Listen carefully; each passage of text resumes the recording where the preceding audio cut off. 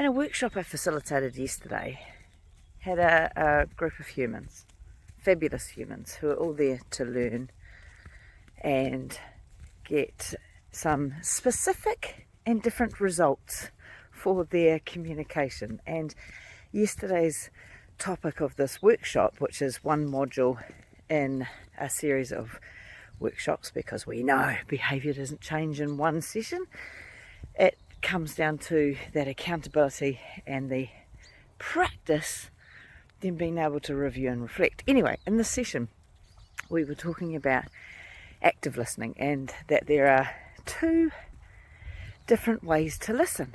We know what they are. We know that there's active listening, and we know that there's distracted listening. And we were doing some exercises to unpick and to experience the impact of being a distracted listener. And then everybody in the room can totally connect with the, oh, this happens all the time. And then we got on to active listening, and one of the participants said, yeah, but it's not hard to be an active listener when you're really interested in the conversation. And so we ended up having a discussion about that, and I said, I know, which is where and how asking great questions can help you to be an active listener. Because if you're asking great questions, then you can make the conversation more interesting by helping that person who you're communicating with to think about their response, to dive a little bit deeper, to expand their thinking, to challenge their thinking. And so we do an exercise where we get real life problems from the group and in groups. And then the first activity is that they can only use closed questions. So closed questions have a place. Closed questions being is, can, have, does. And they pretty much elicit just one word responses real fast. Great for moving things forward fast.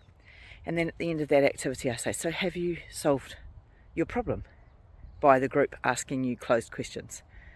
No. So I said, okay, cool. So there is a rule.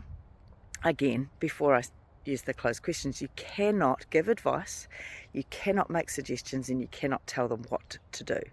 All you can do to help them problem solve is to ask questions. So then we go into let's expand and use open questions, which start with I challenge them to use only what or how questions, no why questions, and to expand their thinking. So either say more, tell me more, when you say, what do you mean by? So expanding it. I only give the group 4 minutes, and by the end of it I asked the two people who had problems to solve, I said, did you find a solution to your problem? They said, the value I got in being able to talk it out made me realise what I actually needed to do. So there we go. There is such power in, yes, being an active listener. But when it comes to having conversations that matter, you have the opportunity that when someone's making statements or they've got a problem to solve, rather than you telling them what to do, get great at asking great questions. First thing, it'll help you stay interested, engaged in the process. You will then help them to come up there with their own solution, and then they're far more likely to take action. There's gold in them dear hills. Being able to ask great questions is a very powerful skill.